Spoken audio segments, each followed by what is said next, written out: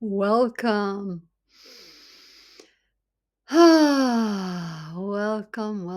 Welcome.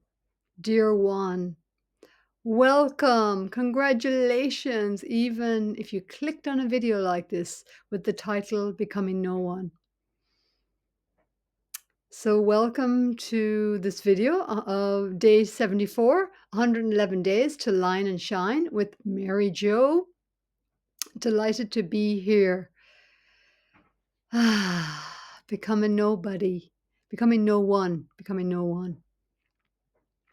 The first time I heard that term, it was watching a little documentary on Ram Dass, and he was, I think it might have been called Becoming Nobody or No One, Becoming No One or Nobody. And this was a few years ago. Something in it resonated with me. Maybe it was the soul's desire to relieve itself from the weight, to decompress the soul, the weight of the identities, the attachments, and to release from that weight, really, in essence. At the time, I was living in my retreat center that had been running for many years. And yeah, I remember feeling like it was daunting because I knew there was a desire to move on from the retreat, even though I loved it so much. I had loved it so much, but the desire in my heart, my soul, was wanting to let it all go, to just kind of throw it off, so to speak, energetically and physically, which was very confusing to my human personality and mind, and it was confronting. And there was definitely a back and forth of, yeah, the sense that I could have walked out the door happily, my soul could have walked out the door happily and left everything and not not cared so much about selling the business or the stuff, the the furniture, etc. And then there was the personality, the identity that was like, well, hang on, we have to, there's a business here, there's something that has been built up and it needs to be sold, and the steps involved in that. So it was interesting to feel both of those and to go back and forth between them as a truth, as a reality. And then it took 3 years before my human self, before all of me was ready, it was ready or not, it was I knew I had to let it all go, or I would get quite ill, because I could already feel that my life force energy was depleting, because my joy and vitality wasn't in that any longer, because my soul had pulled away, so to speak, and was guiding in a new direction. And part of that new direction was becoming nobody.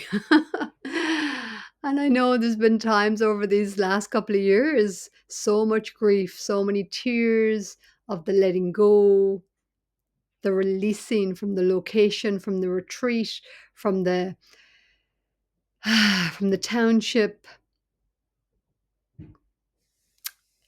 and from the identity that I created. The Mary Jo Halligan that was the retreat manager, therapist, massage trainer, all these identity, this identity that I had that I really liked. I really liked wearing.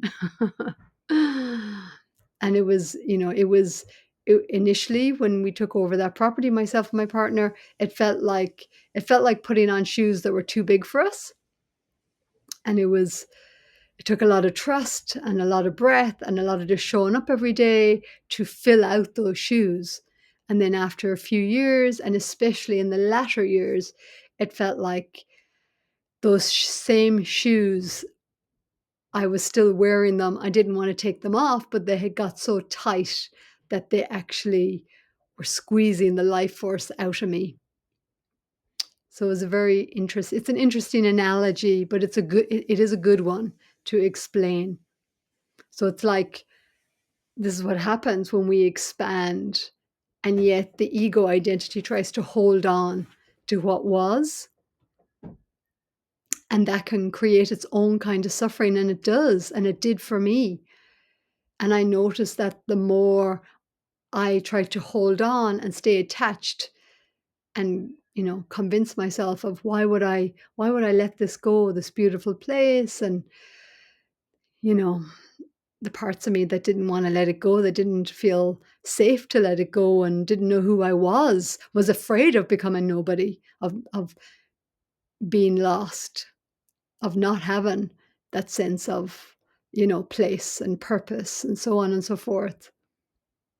However, when I allowed myself to, entertain that, then agitation would rise, and eventually it would bring me back to surrender. And when I'd let go of trying to hold on, I would just feel the expansion and the ease and the flow again. And I would feel the joy actually, which was my indicator that, okay, this is what needs to happen. It was back and forth, back and forth. And of course, each time was an opportunity to resolve, and heal something. And some of that was previous experiences of abrupt transition. So it felt like the 3 years was like my higher self taking my human self, if you like, and like walking me home, so to speak, and and inviting the opportunity for a more graceful transition, that it didn't have to be abrupt,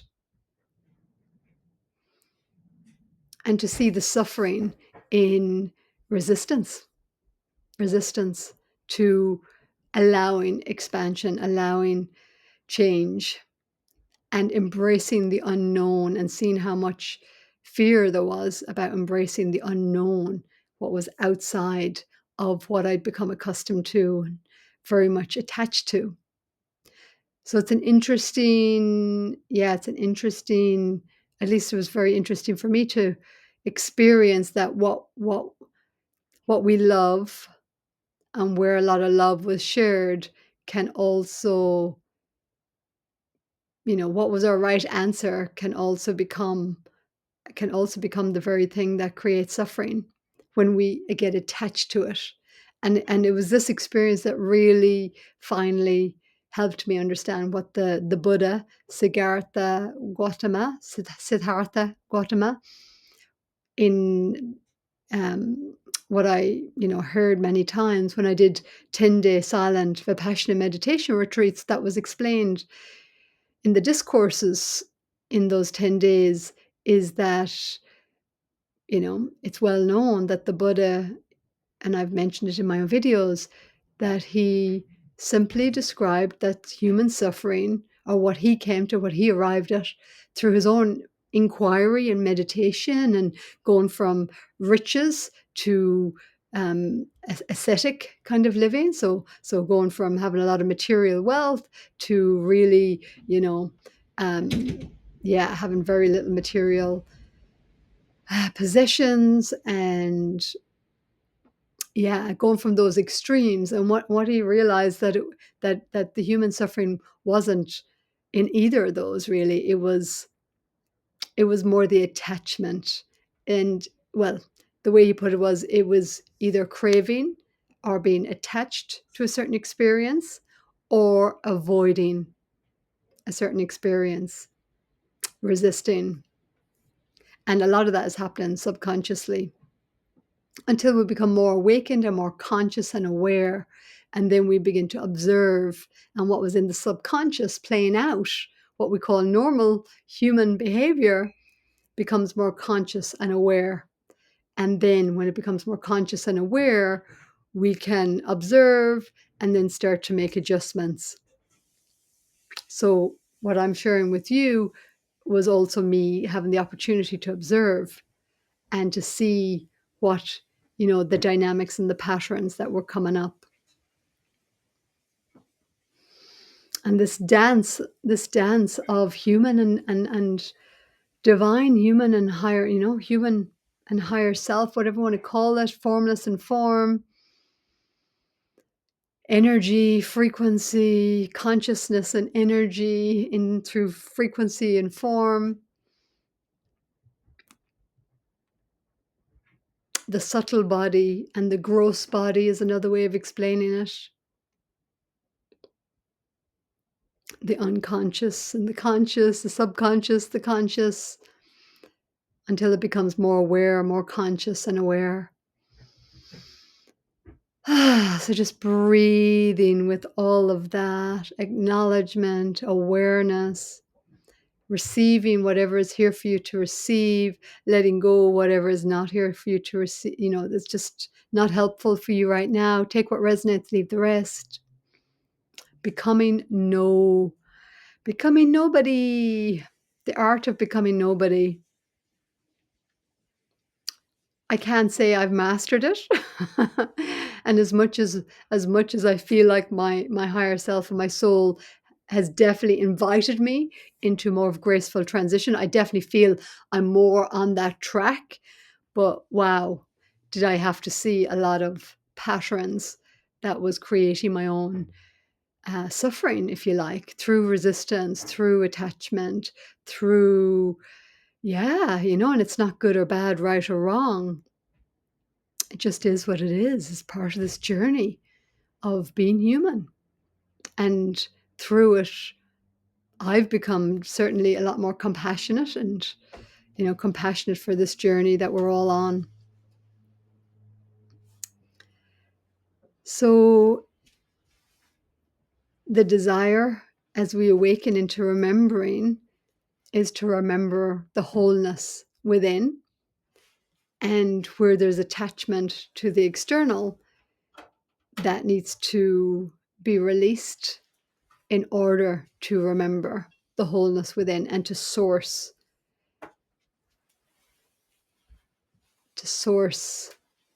one's inner. Steve is just sitting on the floor. Want to come and say hello?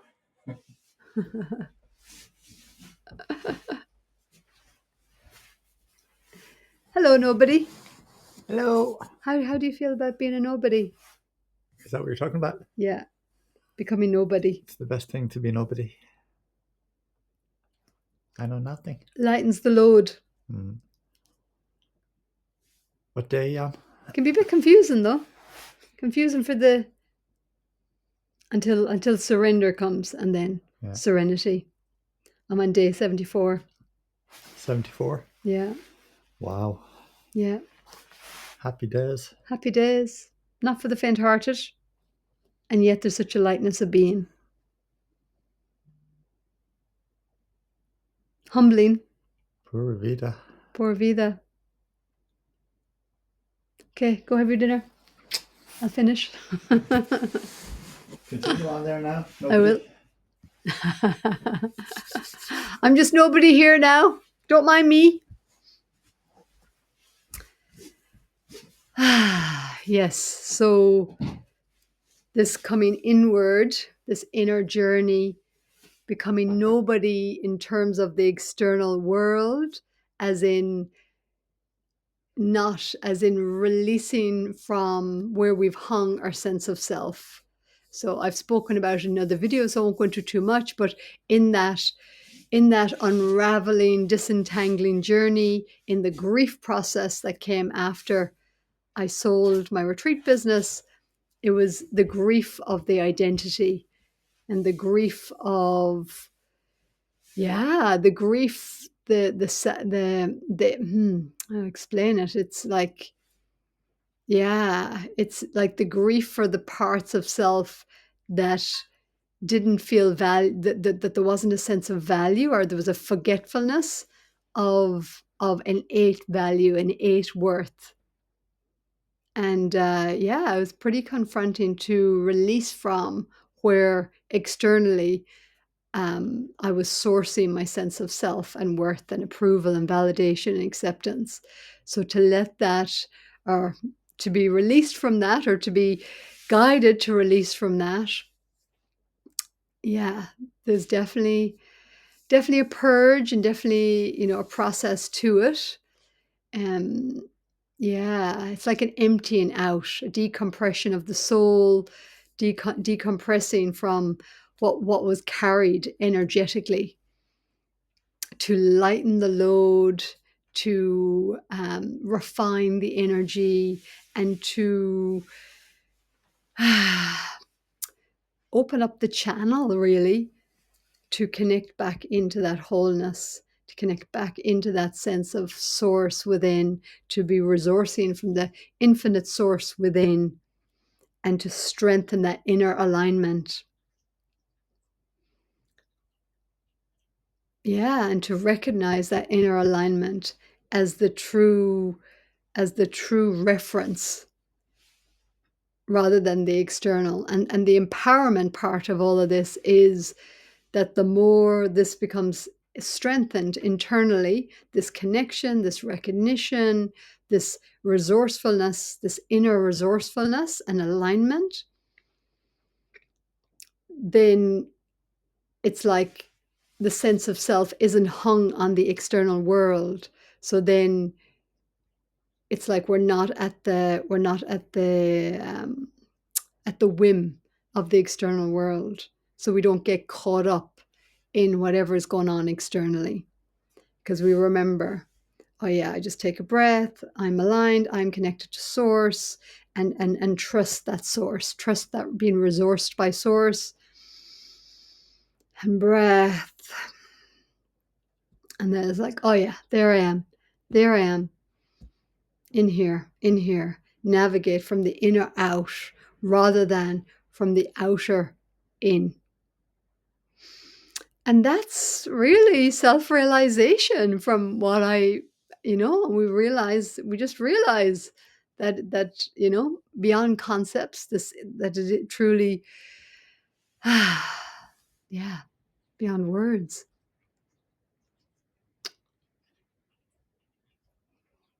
Hmm.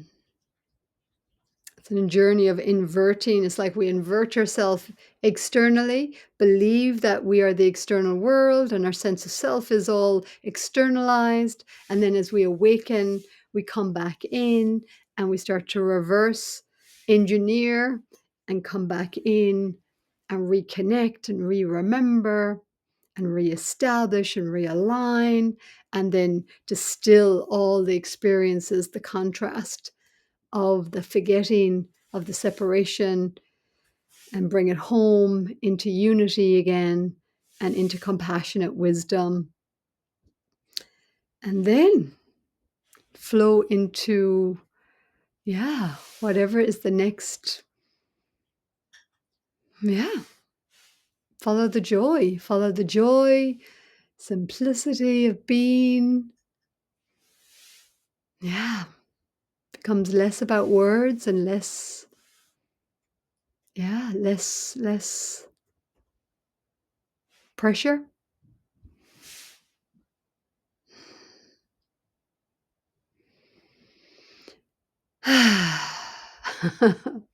And there's definitely giggles underneath, because there's a cosmic joke in all of this, and there's that recognition.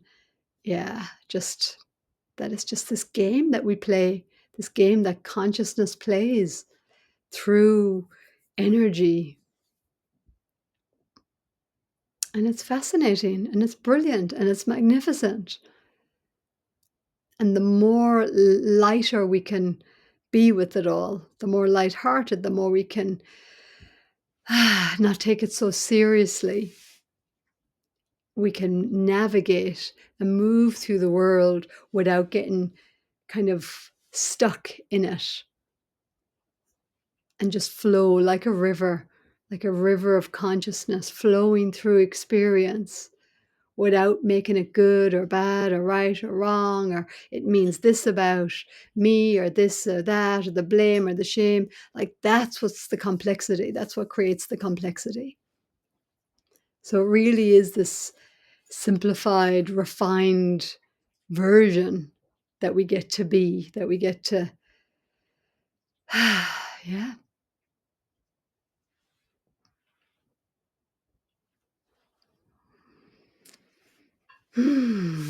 So breathing and being and allowing. And again, take what resonates, leave the rest, pop it in the comments.